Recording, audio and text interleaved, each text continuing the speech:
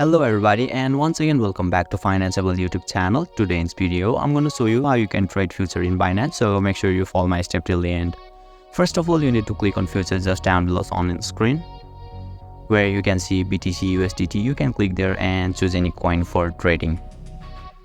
And I'm assuming you guys are beginners, so make sure you keep your position to isolate on the screen so that you don't lose your all balance.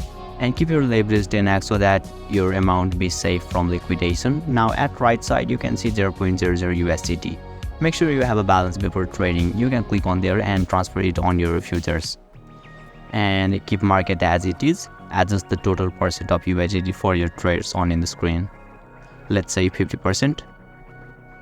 And finally click on buy long or sell short and you'll be able to take a trade. So basically this is how you can take a future trade in Binance, and if you still encounter any issue during the trading process, feel free to leave a comment and I'll be happy to assist you. If you found this video helpful, please give it a thumbs up, and if you are new to this channel, make sure to hit the subscribe button and set the bell icon to on so that you can stay updated with our latest content. Thank you for watching and I'll see you next time.